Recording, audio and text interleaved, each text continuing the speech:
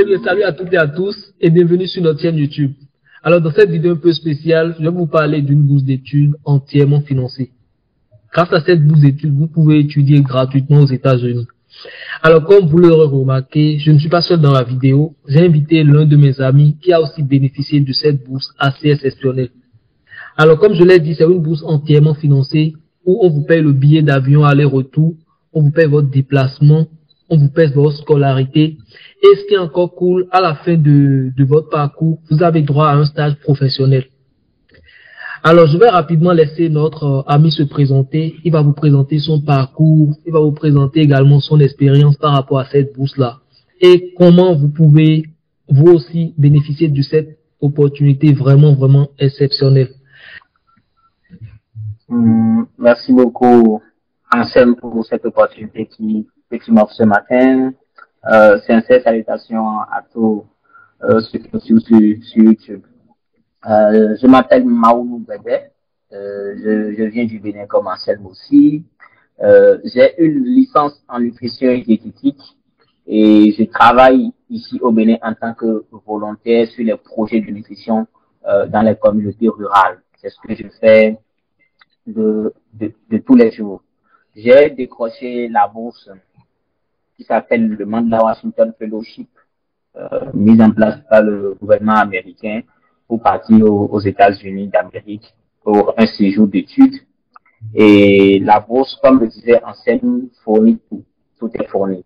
Et j'ai eu aussi cette riche expérience d'avoir été sélectionné après le parcours d'études pour faire un stage d'un mois dans une organisation basée aux États-Unis. Et l'objectif, en gros, c'est de pouvoir toucher du bout des doigts la réalité de ce qui se passe dans les institutions américaines qui travaillent aussi dans un domaine familier au mien. Là où j'avais fait mon stage, ils conduisent aussi des projets, des programmes liés à la sécurité alimentaire et à la nutrition, comme j'ai l'habitude de le faire ici au Bénin. Concernant l'opportunité elle-même, c'est trois filières qui sont concernées. Lorsque vous êtes sélectionné, vous êtes placé dans l'un des trois filières, à savoir le public management, qui veut dire en français, c'est l'administration publique ou bien le management public. Et le civic engagement, engagement civique, et le business enterprise qui concerne ceux qui sont en train de créer des idées de business dans leur communauté pour faire face à des besoins précis. Personnellement, étant quelqu'un qui met en œuvre des projets, des programmes en nutrition, j'ai été placé dans le public management à Howard University, à Washington DC, où j'ai passé 6 semaines pour étudier des thèmes qui sont vraiment clés à tout ce qui concerne, tout ce qui touche au public management avant d'aller faire mon stage dans le Colorado pour un mois. En gros, la bourse, elle est destinée uniquement aux Africains. Il suffit juste d'avoir entre 24 ou 25 et 35 ans de postuler. Et si votre domaine, les problèmes auxquels vous faites face dans vos communautés, votre histoire est vraiment passionnante, vous êtes sélectionné, il n'y a rien à faire et tout est pris en charge. Tout est pris en charge, que ce soit votre billet d'avion, vos déplacements, votre alimentation, tout est pris en compte et financé par la bourse. Donc voilà de façon résumée l'opportunité qui m'a amené aux USA, l'opportunité que j'ai bénéficié aux USA. Ouais. Alors j'aimerais que tu nous présentes l'opportunité, réellement de quoi il s'agit, comment tu as découvert l'opportunité et qu'est-ce qui t'a poussé à postuler au programme. La bourse en question, le Mandela Washington Fellowship, est déployé par le gouvernement américain à l'endroit des jeunes leaders africains. Et quand nous parlons de jeunes leaders africains, c'est tout jeune qui crée de l'impact envers un problème précis dans sa communauté. J'ai entendu parler de l'opportunité via LinkedIn.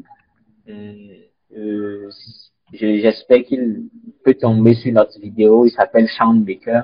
Il travaillait à l'époque à l'USAID à Washington et il a partagé l'opportunité sur LinkedIn et il disait que tout jeune qui travaille dans le domaine de la nutrition peut s'essayer, peut postuler à l'opportunité. Je suis rentré sur l'opportunité, je suis rentré sur le lien, j'ai lu, j'ai vu que vraiment, c'est de mon profil qu'il s'agit. Du coup, j'ai postulé. C'est vrai, je suis diplômé en 2019. J'avais à l'époque deux ans d'expérience, donc de travail avec les organisations non gouvernementales dans les communautés rurales. Donc j'ai utilisé ce profil et comment j'essaie de lutter contre l'insécurité alimentaire, la malnutrition des enfants, comment j'essaie d'améliorer l'état nutritionnel des femmes enceintes, des femmes allaitantes, des filles adolescentes dans ma communauté. C'est ce profil-là que j'ai utilisé pour postuler au Mandela Washington Fellowship et j'ai été sélectionné. Donc, les conditions d'éligibilité, il faut être africain, il faut, comme je le disais, avoir un sens de giving back, c'est-à-dire avoir un sens de prendre en charge les problèmes, d'impacter sa communauté pour pouvoir être bénéficiaire du programme. Il y a trois différents tracks, il y a trois différentes filières qui sont composantes de la bourse. Nous avons le public management, le civic engagement et le business track. Donc, c'est à tout postulant de savoir comment orienter sa candidature. Je suis un jeune, j'ai créé un business dans ma communauté qui a un impact social. Je peux postuler tout en sélectionnant le track du business. Je suis un jeune, j'ai lancé une organisation communautaire, une ONG, où nous s'occupons de l'éducation ou de la santé. Donc, je postule avec ce background de civic engagement. Je suis un jeune, je suis en train de travailler pour l'État ou bien pour des ONG, dans des organisations. Donc, je peux utiliser ce background de quelqu'un qui fait de la gestion publique pour postuler au Mandela Washington Fellowship. Donc, de façon résumée, voilà de quoi ça parle, de ce qu'il en ressort en ce qui concerne le Mandela Washington Fellowship. Ok, je te remercie beaucoup pour ce retour d'expérience. Alors, ma première question, c'est par rapport aux critères d'éligibilité. D'abord, tu as dit que il faut être africain d'origine. Oui. C'est-à-dire, tu peux être africain, mais résider dans un autre pays. Oui. Bon, sur un autre continent du moins. Supposons que tu es africain, mais tu résides en France, ou bien tu résides en Asie, bon, un peu partout. Est-ce que, bon, dans ces conditions-là aussi, tu peux être accepté? Oui. Et en tant qu'Africain, il suffit d'être africain. Même si tu as voyagé, disons que tu as voyagé ou tu es en train d'étudier dans un autre pays, sur un autre continent, tu peux postuler. Maintenant, l'autre aspect, c'est qu'il faut savoir, il faut retenir à l'idée que lorsque nous parlons de lutter contre un problème communautaire ou bien un problème particulier dans sa communauté, il faut avoir cet impact-là dans sa communauté ici en Afrique. En Afrique. Voilà. Donc, c'est avec ça là qu'il faut, avec ce background là qu'il faut postuler. Même si arrivé à l'étranger, tu es impliqué dans d'autres activités, tu fais d'autres choses là-bas, mais il faut savoir que c'est le parcours de ce que tu fais en Afrique que tu dois mettre en avant. Et ce que tu fais en Afrique, d'accord. En Afrique, oui. Ce que tu fais en Afrique, c'est ça que tu alors, dois mettre. Ton domaine d'expertise importe peu, n'est-ce pas? Bon, supposons que je suis mais quand même, j'ai des projets, bon, qui vont dans le sens de l'aide sociale. Oui. Oui. Genre, par exemple, tu es un nutritionniste et bon, ton domaine, ça cadre parfaitement avec l'opportunité. Mais tu peux être, par exemple, un ingénieur en génie civil ou bien, bon, genre, ton domaine importe peu, n'est-ce pas? Ton domaine d'expertise. Oui. Le domaine d'expertise importe peu, c'est même aussi que le niveau d'études. Moi, je n'ai que la licence. Une fois à Washington, j'ai vu des gens qui ont trois master degrees, des gens qui ont 2 masters PhD, alors que je n'ai que la licence. Donc, le domaine d'expertise importe peu. Ce qui est mis en avant, c'est ce que tu crées et qui a de l'impact. Supposons, par exemple, Ansem travaille dans le domaine de l'IA, de l'informatique. Il a créé, par exemple, une application qui permet, par exemple, je dis n'importe quoi, qui permet, par exemple, de répertorier rapidement les enfants qui sont maltraités, ou bien les enfants qui travaillent dans des conditions qui ne sont pas favorables. C'est déjà quelque chose qui est encourageable par le programme parce que ce qu'il fait, son application permet de résoudre un problème dont souffre sa communauté. Donc, Ok, c'est de cette manière-là que les choses se présentent. d'accord. Donc sur le site, je vois que c'est un programme qui a été lancé depuis 2014 et plus de 6500 jeunes leaders ont été, bon, plus de 6500 jeunes ont été acceptés par le programme. Mais il y a également une condition. La limite d'âge est comprise entre 25 et 35. Donc ça, c'est un critère très très important qu'il faut prendre en compte. Donc on a déjà parlé des conditions d'éligibilité. Il faut être africain, il faut avoir entre 25 et 35 ans. Alors, quels sont les défis auxquels tu as fait face lors de ton application? Tu as fait sûrement, tu as été confronté à des défis ou bien à des conditions, bon, particulières, de nouvelles choses auxquelles, bon, tu ne t'y attendais Ouais, forcément pas. Comment tu as pu ouais, surmonter tout cela? ouais. Je me rappelle bien qu'il y avait trois grands défis majeurs. Ok. Le premier défi, c'est que j'ai eu l'information tardivement. La date de clôture était très proche. On était peut-être à au moins d'une semaine, 5 jours de la fin de la date de clôture quand j'ai lu l'information sur LinkedIn. Le deuxième défi, c'est comment, parce que je continuais de travailler et je pars travailler, je reviens complètement le soir, Ah ouais. fatigué. Comment organiser mon planning pour rester sur le template, bon, le format de Le candidature, format. répondre aux questions. Encore il y avait des questions ouvertes. Il y a des questions ouvertes où des nombres de mots on te dit, OK, qu'est-ce que tu penses de si, réponds et puis on donne une limite de mots. Donc, c'est pas comme si tu vas écrire juste 2, 3 phrases et se faire. Donc, il va falloir développer Oui. ton idée pour pouvoir répondre à ces questions. Donc, il y avait ce challenge de pouvoir combiner le travail que je fais et de pouvoir finir aussi la candidature, soumettre à temps. Le troisième défi, voilà, c'est le défi de la langue, parce que le programme est designé et le programme est complètement en anglais. En anglais, Donc, ok. venant, provenant d'un milieu francophone, c'est vrai que j'ai appris à parler anglais, je parle anglais, mais lorsqu'il s'agit d'une candidature, ce n'est plus ton anglais que tu parles ici avec les gens au Oui. quotidien. Il va falloir vraiment trouver tes idées dans des mots qui expriment vraiment ce que tu fais. Donc, ce sont ces trois défis-là auxquels j'ai eu à faire face. Mais je me suis organisé, je revenais, chaque fois, je faisais des nuits blanches. Je faisais des nuits blanches pour pouvoir répondre aux questions. Et finalement, j'ai pu le faire Avoir un dans le dossier assez détail. solide. Oui, Ok. et pouvoir soumettre. Ouais. Excuse-moi de t'interrompre.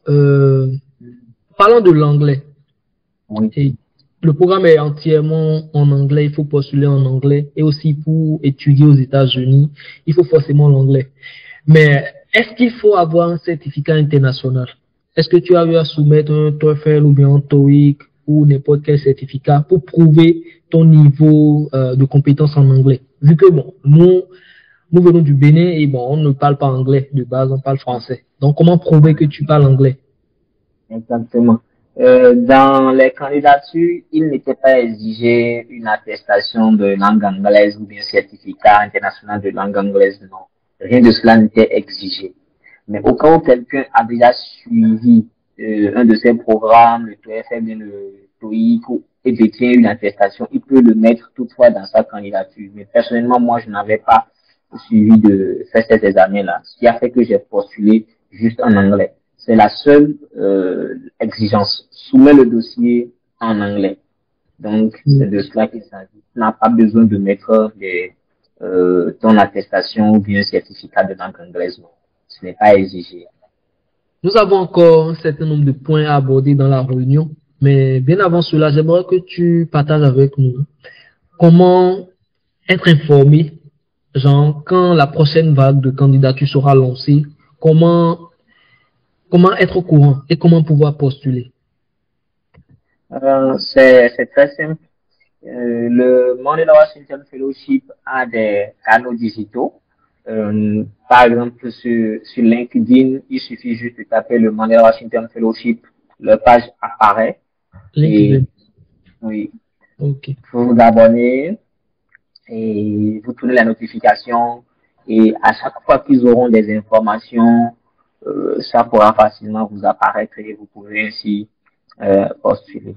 Sur Facebook également, ils Bon, ont... un instant, s'il te plaît.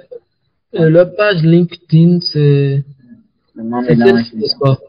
Ouais, Mandela Washington Fellowship. Tu vois mon écran? Ok. Bon, je vais fermer la messagerie ici. Donc, c'est bien la page, ça. Voilà. Donc, il suffit de s'abonner dessus. Il y a toutes les informations. S'ils organisent des webinaires, ils ont des activités, un alumni a accompli l'impact qu'ils veulent mettre en avant, s'il y a des partenariats, tout un tas d'informations circulent sur ce canal-là. Et celui qui est déjà intéressé, je lui conseille de s'abonner et de lire, de rester sur ce canal-là pour s'informer correctement sur le programme, avoir une idée ce qu'il y a, de quoi il s'agit, et aussi ça permet de préparer sa candidature. Moi, je n'avais pas eu cette chance-là de m'abonner sur cette page-là avant de candidater, mais bon, je me disais si je l'avais eu, j'aurais pu encore mettre ma candidature beaucoup plus solide. Tu aurais dû être informé beaucoup plus tôt et bon. Beaucoup plus tôt, voilà, il m'a prêté davantage. Donc, le même canal est accessible sur Facebook. Ils ont aussi une page sur Facebook que les gens peuvent suivre. En attendant que Facebook ne se charge, et je vais mettre le lien de la page, de toutes les pages bien sûr, dans la description de la vidéo. Donc ceux qui souhaitent vraiment participer au programme, ils pourront aller sur ces canaux-là directement. Il y a également le site web. Sur le site web, il y a également les informations, mais souvent on n'active pas les notifications des sites web. Donc c'est pour ça l'important de s'abonner aux canaux des réseaux sociaux. Comme ça, quand il y a une nouvelle publication, quand tu surfes sur ces réseaux sociaux-là, tu seras informé en même temps. Donc à la fin, on va vous parler de comment entrer en contact avec notre cher invité, Monsieur Aimé. Attends, je vais copier le nom depuis LinkedIn. Le Mandela Washington Fellowship. Ok, ça c'est leur page. Je vais sur la page directement.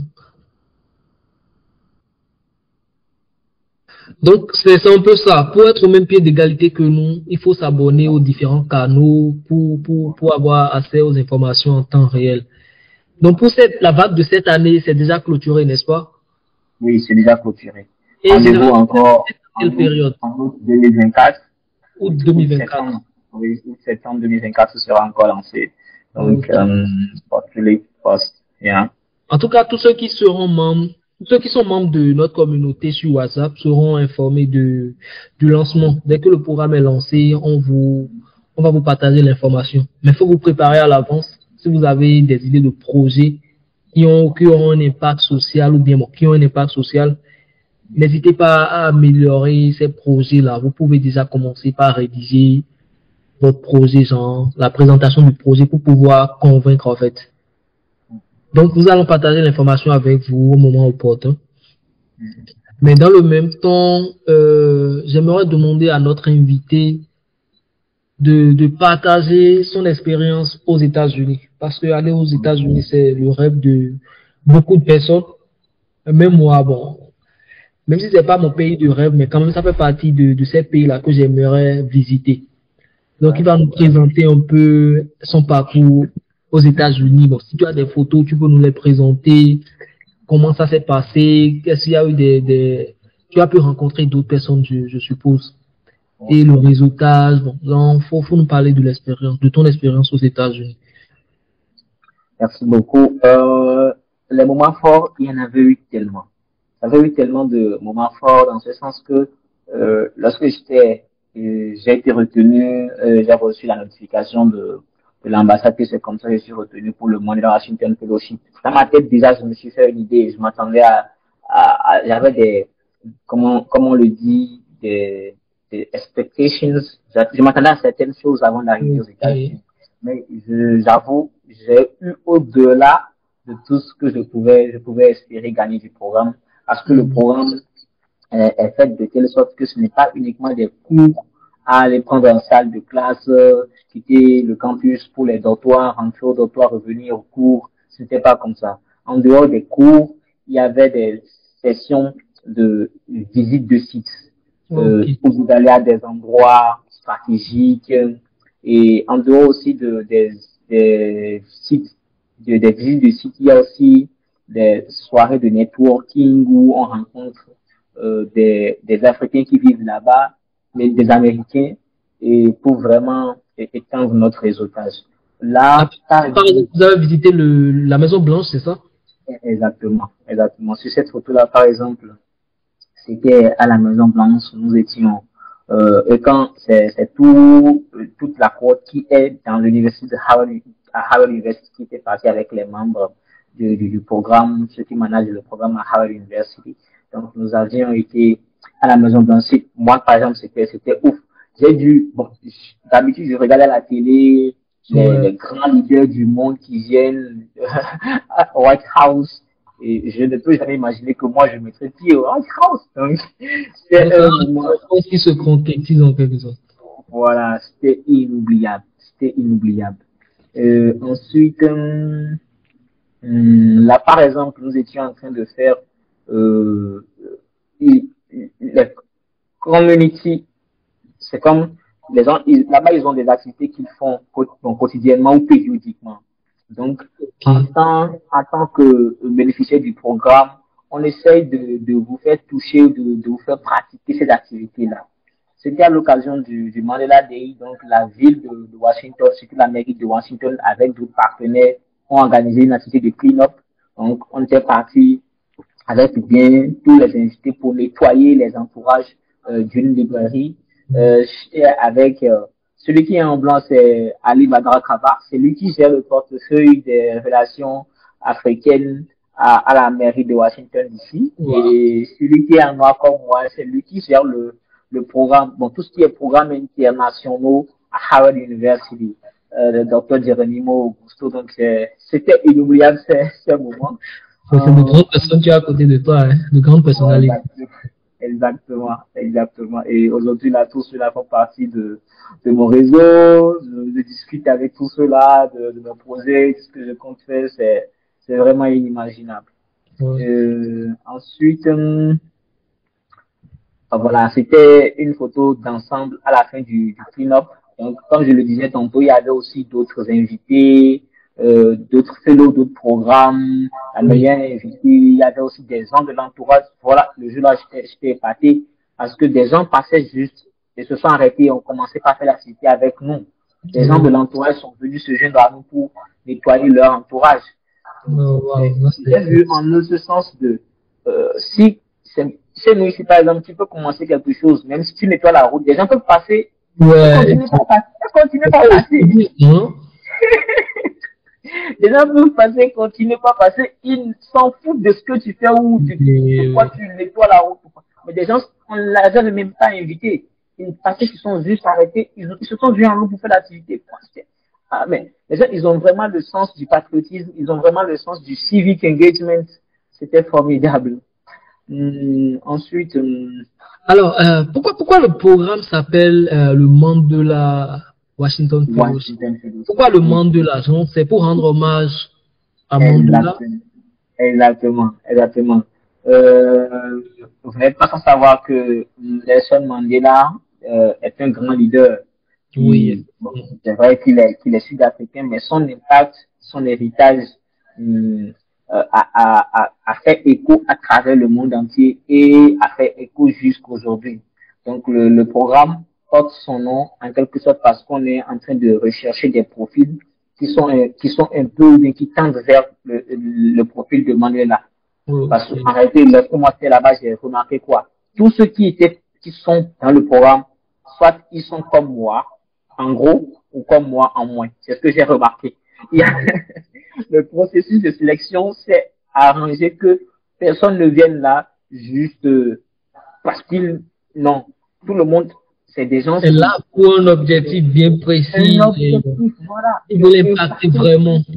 Exactement. Le développement de l'Afrique et tout.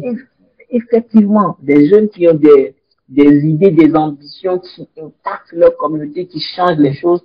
Donc, c'est dans ce sens-là que le programme porte le nom Mandela. Washington, parce que bon, à la fin, c'est vrai que nous sommes en tout 700 à être sélectionnés à travers toute l'Afrique, et puis on est reparti dans les universités et instituts partenaires du programme dans tous les États-Unis d'Amérique. Mais à la fin du programme, tout le monde est invité à Washington, dans la capitale fédérale, pour le sommet du programme.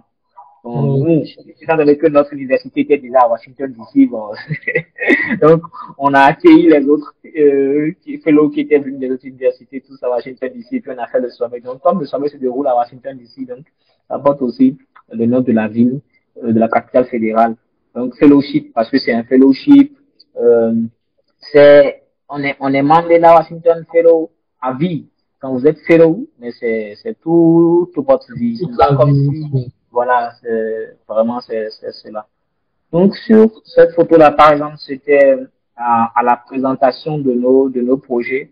Un peu, lorsqu'on tend vers la fin du cursus dans les universités, il est demandé à ce que chacun présente son projet.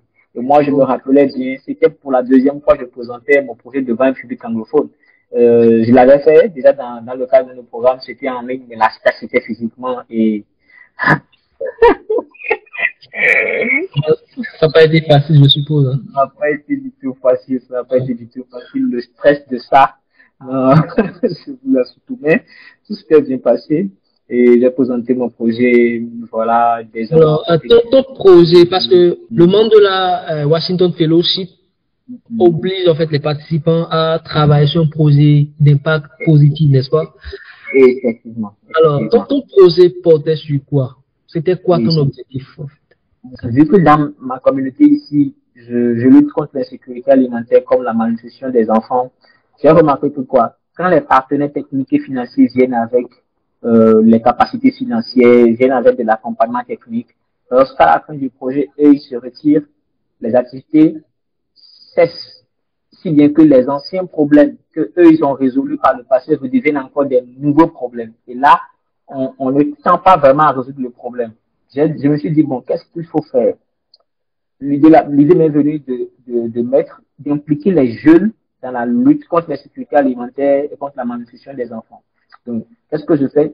Mon projet, c'est comment faire pour former les jeunes dans les milieux ruraux à être porteurs des connaissances nutritionnelles, à pouvoir aider les mères à bien s'alimenter, à savoir comment il faut diversifier l'alimentation de l'enfant pour lutter contre la malnutrition. Donc, en gros, je cherche à rendre durable les projets, tant bien même que les partenaires techniques et financiers ne sont plus présents dans les communautés. Donc, c'était ça mon projet. Ok. Alors, on va parcourir rapidement. Voilà. On va parcourir rapidement et les autres slides pour voir un peu les endroits que vous avez visités. Donc, tu peux nous parler de tout ça brièvement. La photo là, par exemple, je l'ai prise à la Banque mondiale à Washington DC. La Banque mondiale, vous savez que il est dans beaucoup de pays, il est pourvoyeur de fonds de financement pour beaucoup de projets. Et j'ai eu pas le passé à travailler sur des projets, on me disait que c'est la Banque mondiale qui est le finance, celui qui pourvoyait les fonds. Et j'étais parti là-bas, j'ai été à la Banque mondiale, j'ai fait une séance avec des gens qui travaillent à la Banque mondiale, nous ont parlé, nous ont expliqué de comment ils acquièrent les fonds, comment ils font pour aider les communautés. C'était vraiment incroyable pour moi. Oui. Oui, là, par exemple, je parlais tantôt de soirée de networking. Nous étions invités par toujours la mairie de Washington DC à une soirée de networking dans un restaurant. Ça s'appelle le Swahili Village. C'est Washington DC où c'est les mets africains qui sont cuisinés. Voilà, pour déguster les mets africains aux États-Unis, aussi rencontrer tous ceux qui travaillent à la mairie ou qui ont été invités pour la session. Brièvement sur la photo, je ne suis pas seul, vous allez voir qu'il y a d'autres fellows. Tout juste à côté de moi, c'est Jamila du Niger, ensuite c'est Soukina de la Mauritanie, Roselyne Tessu de la Côte d'Ivoire, Emmanuel Roamba du Burkina Faso, et puis M. Ali Madara Kaba. Donc, c'est aussi l'opportunité pour moi de découvrir aussi d'autres pays parce que pour moi, je n'avais jamais rencontré un Burkinabé quand j'étais au Bénin ici, jamais. Je n'avais jamais rencontré une Mauritanienne quand j'étais au Bénin ici. Donc, j'ai aussi appris beaucoup de choses de ces pays-là et jusqu'à présent aussi, nous sommes dans de bons thèmes, dans de bonnes relations, continuons pas à discuter de nos projets et tout ce que nous faisons. Ok, cool. Là, c'est avec mon coach. Une fois à l'université, les fellows se sont vus attribuer des coachs. On les appelle les peer collaborators en anglais. Donc, qu'est-ce qu'il a fait? Il m'a aidé à designer mon projet, à faire attention à des détails clés, que ce soit comment formuler les objectifs, comment rendre le projet applicable. Donc, en réalité, jusqu'à présent, je continue de discuter avec lui. C'est le docteur Koukane. C'était ton mentor. Exactement. Est-ce que vous avez été mis en contact lors de ton application ou bien c'est une fois arrivé aux États-Unis que vous êtes entré en contact? Non, c'est une fois arrivé aux États-Unis que nous avons été mis en contact. C'est le docteur Koukane Subot. Il intervient à l'université de Howard à l'école de business. Donc, sur les 6 semaines, je dirais, c'était des sessions en dehors des cours que nous faisons. Lui et moi, on avait des séances dans lesquelles il nous coachait. Je lui explique mon projet, ce que je veux faire. Lui, il apporte son appui, comment on peut l'orienter dans ce sens ou dans l'autre. Comment je peux mobiliser des fonds pour pouvoir appliquer mon projet. Donc, voilà. Ok, cool alors. Donc, ça c'était par exemple, c'était lors du sommet. Celui qui est à côté, c'est un fellow, il s'appelle Isaac Ombo. En français, c'est Isaac Ombolo, il est de la Zambie. okay. Il est un écrivain. Il a écrit un livre qui a gagné un prix international en Zambie. Donc, il m'a fait l'honneur de me donner le livre. J'ai eu le plaisir de lire durant mon vote pour le Colorado. Donc, c'est aussi de ça qu'il s'agit. En dehors de tout ce que nous faisons avec les Américains, dans le programme, il y a ce brassage interculturel qui se fait entre Africains. Et franchement, c'est quelque chose que j'apprécie énormément. Ok. Ça, c'est, comme je disais, on avait parlé du stage. Après le fellowship dans les universités, il y a le stage.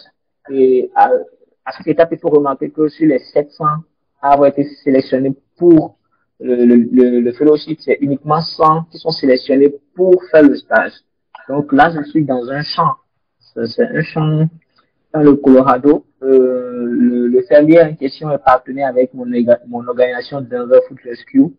Il nous donne des extras. Tout ce qu'il a produit, il y a des essais sur ces produits alimentaires. Il nous donne que, il n'est pas le seul, il y a beaucoup aussi d'autres partenaires qui nous font des donations alimentaires que nous convoyons maintenant à ceux qui sont dans le besoin, aux personnes âgées, aux camps de réfugiés, aux ménages qui sont à faible revenu dans tout l'entourage de Denver.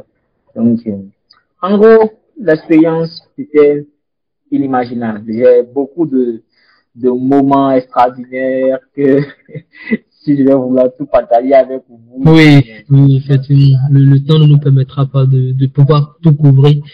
Alors, nous allons laisser tes informations de contact. Pour ceux qui sont restés jusque-là, ils vont pouvoir te contacter. Pourquoi pas avoir un accompagnement beaucoup plus personnalisé. Et bon, ceux qui sont également membres de notre communauté, comme je l'ai dit, nous les tiendrons informés de l'opportunité aussi.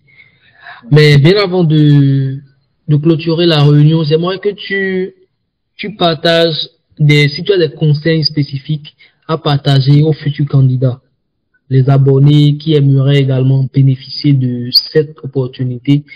Comment faire? D'accord. Je dirais, en gros, c'est 3 ou 4 petits conseils que j'ai pour eux. Le premier conseil, s'ils viennent d'un pays francophone, qu'ils commencent déjà par s'intéresser à la langue anglaise. Parce que sans l'anglais, ils ne peuvent pas participer au programme, ils ne peuvent pas postuler. Le deuxième conseil, c'est de rester connecté sur notre chaîne YouTube ici ou sur les différents canaux du programme pour être informé à temps et commencer son application à temps. Le troisième conseil, c'est, je leur dirais de rester authentique dans leur candidature. Et il ne sert à rien de prendre peut-être la candidature d'un ancien bénéficiaire du programme, de juste le nettoyer, de postuler à la va-vite, ou non. Restez vous-même. Ce que vous faites dans votre communauté, aussi petit que cela soit, ou aussi grand que cela soit, même si c'est 25 personnes que vous avez déjà pu toucher au travers de votre projet, même si c'est uniquement des enfants que vous touchez, même si c'est uniquement des personnes handicapées que vous touchez à travers votre projet, mettez-le comme tel. Si vous ambitionnez peut-être sur les années à venir, aller jusqu'à 1000 personnes, 7000 personnes, 10 000 personnes, même étant votre projet dans d'autres pays de l'Afrique, soyez, comment on le dit, feel free to talk about your story, to tell your story. Donc, ce que tu comptes faire d'ici 2 ans, 3 ans, 4 ans, 5 ans, sois ouvert et, comment je dirais, free de parler de ça dans l'application. Le dernier conseil, c'est juste qu'ils doivent faire confiance au processus. Au processus. Moi, je me rappelais bien quand j'ai reçu, après avoir soumis la candidature, ça fait un bon moment, si bien que j'ai failli oublier, parce que j'ai postulé à beaucoup d'opportunités. J'ai failli oublier que j'ai postulé au mélange. Et puis un matin, je me suis réveillé, j'ai vu dans mon mail, on m'a dit, après c'est comme ça, c'est sélectionné pour la première étape, et qu'il y a l'entretien. J'ai commencé à paniquer. Je me suis dit, l'entretien va se dérouler en anglais. Oh, j'ai dit, bon Dieu. Donc, alors que l'entretien s'est bien déroulé, j'ai été sélectionné pour la phase qui a suivi. Donc, il faut vraiment faire confiance au processus. Même si ça dure n'importe comment, même si les résultats tardent à venir, il faut rester confiant par rapport à ce que tu as postulé comme candidature, rester confiant par rapport au processus en lui-même, parce que c'est un processus qui ne faille pas. Si tu as vraiment impacté ta communauté et tu as vraiment dit ce que tu fais et tu es authentique, sois sûr que tu seras retenu. Parce qu'ils sont vraiment en train de chercher des gens qui sont leaders. Tu n'as pas besoin d'avoir forcément des gros diplômes ou bien non. Le programme est basé sur la diversité, l'inclusion, l'équité. Donc, il faut juste faire confiance et tout se passera bien. Voilà, en gros, les 4 conseils clés que je peux donner à tous nos abonnés ici pour pouvoir triompher, participer au programme. Ok, merci beaucoup pour ce partage qui est assez exceptionnel et tout. Alors, ce on va partager avec les abonnés, tes informations de contact, comment ils peuvent entrer en contact avec toi pour, si tu as la disponibilité, bien sûr, tu puisses leur apporter des éléments de réponse à leurs préoccupations. Alors, merci beaucoup pour ton retour d'expérience. Donc, nous allons laisser tes informations de contact pour ceux d'entre vous qui souhaitent le contacter. Vous avez ces différents canaux. Vous pouvez également laisser vos préoccupations dans les commentaires. Comme ça, on pourra rapidement vous répondre. Il y a également notre communauté sur WhatsApp. Vous pouvez discuter avec nous directement. Alors, si vous souhaitez avoir son contact WhatsApp, avoir son numéro, vous devrez passer par notre communauté. Quand vous demandez dans notre groupe WhatsApp, on pourra vous mettre en contact directement. Ou carrément, si vous m'envoyez un message privé, je pourrai vous envoyer son numéro WhatsApp. Mais dans le même temps, vous pouvez le contacter sur les différents canaux, LinkedIn, Facebook, Twitter et consorts. Donc, notez que LinkedIn, c'est un réseau très, très important. C'est grâce à LinkedIn qu'il a bénéficié de l'opportunité. Celui qui lui a parlé de l'opportunité, c'est une connaissance qui s'est faite sur LinkedIn. Donc, si vous n'avez pas encore de compte, allez créer un compte, abonnez-vous au programme, le Mandela Washington Fellowship. Abonnez-vous également à son profil. Bon, là, je vais vous présenter rapidement le profil.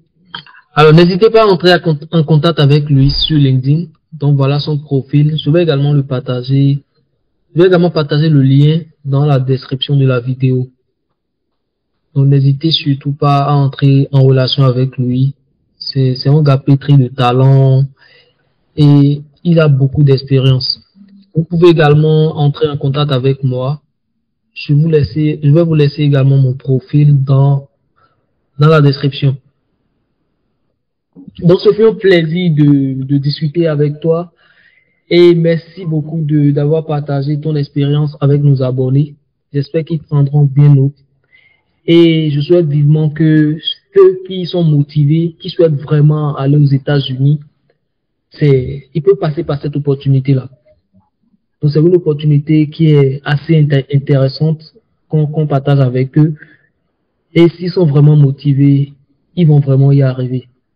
Donc, merci beaucoup, monsieur Aimé, d'avoir profité jusqu'à la fin de la réunion. Un grand plaisir pour moi de pouvoir discuter cette opportunité avec nos abonnés. Ouais.